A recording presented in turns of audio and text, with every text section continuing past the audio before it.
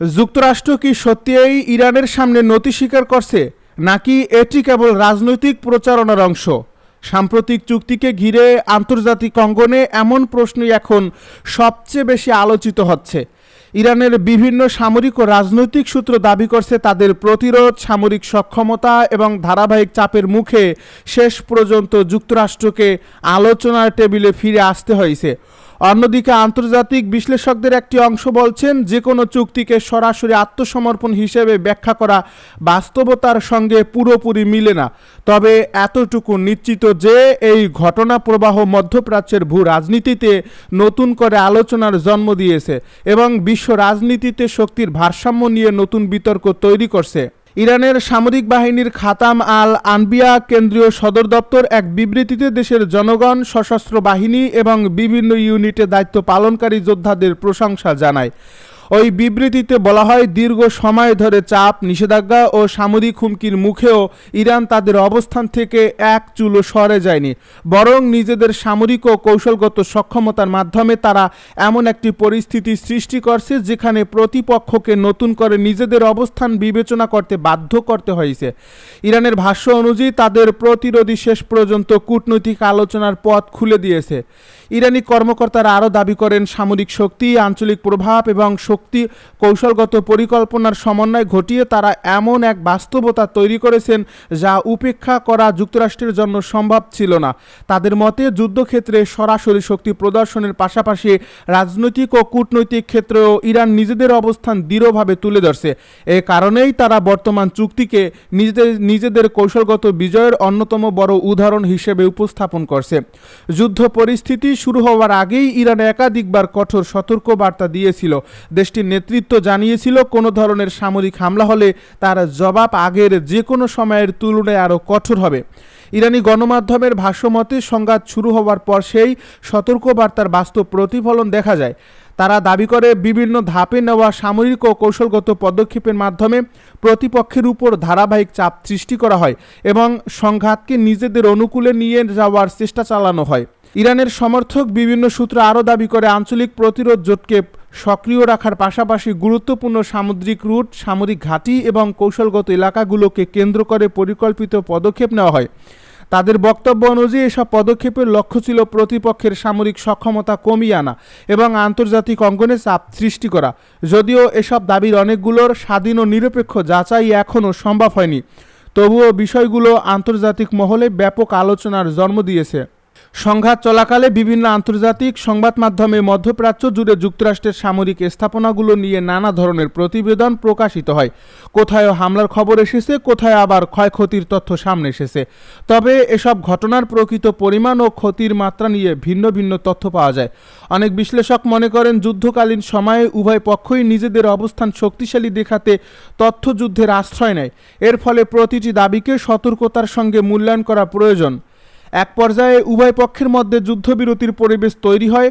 এরপর শুরু হয় দীর্ঘ ও কঠিন কূটনৈতিক আলোচনা।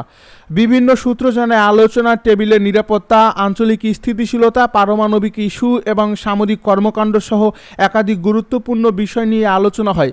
তবে প্রথম দফার বৈঠকে উল্লেখযোগ্য অগ্রগতি না হওয়ায় পরিস্থিতি আবার উত্তপ্ত হয়ে ওঠে এবং দুই পক্ষের মধ্যে উত্তেজনা নতুন মাত্রা পায়।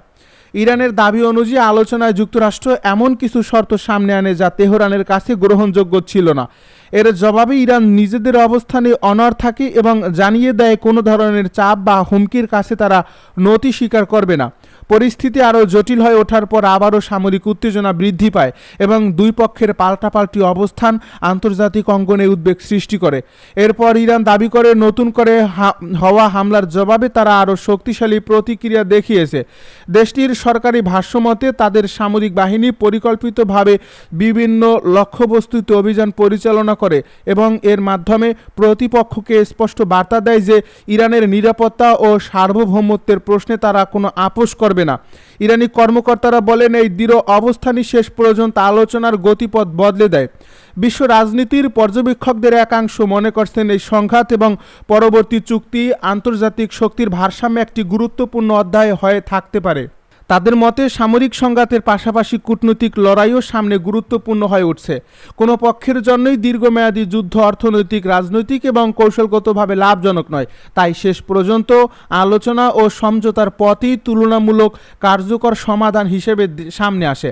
তবে অনেক আন্তর্জাতিক বিশেষজ্ঞ সতর্ক করে বলছেন, যে কোনো চুক্তিকে সরাসরি একটি পক্ষের আত্মসমর্পণ হিসেবে ঘোষণা করা বাস্তব পরিস্থিতিকে অতিরঞ্জিত করার ঝুঁকি তৈরি করে। তাদের মতে আন্তর্জাতিক কূটনীতিই প্রায় এমন সমঝোতা হয় যেখানে উভয় পক্ষই নিজেদের কিছু লক্ষ্য অর্জন করে এবং কিছু ক্ষেত্রে ছাড় দেয়। এর ফলে একটি চুক্তির প্রকৃত মূল্যায়ন করতে হলে এর শর্ত বাস্তবায়ন এবং দীর্ঘমেয়াদী প্রভাব বিশ্লেষণ করা জরুরি। এদিকে ইরানের সমর্থক বিশ্লেষকরা বলছেন, এই চুক্তির মধ্যেই মধ্যপ্রাচ্যে ইরানের প্রভাব আরও বাড়িয়ে দিতে পারে। তাদের মতে দীর্ঘদিনের চাপ ও নিষেধাজ্ঞার মধ্যেও ইরান নিজেদের অবস্থান ধরে রাখতে সক্ষম হয়েছে এবং সেটি এখন আন্তর্জাতিক কূটনীতিতে নতুন বাস্তবতা তৈরি করছে। অন্যদিকে যুক্তরাষ্ট্রপন্থী বিশ্লেষকদের দাবি, এই চুক্তির উদ্দেশ্য ছিল সংঘাত কমিয়ে আনা এবং বৃহত্তর আঞ্চলিক অস্থিতিশীলতা এড়ানো, আত্মসমর্পণ নয়। তবে কূটনৈতিক মহলের একটি বড় অংশ মনে করছে, এই ব্যাখ্যা দিলেও বাস্তব পরিস্থিতি অনেক বেশি জটিল।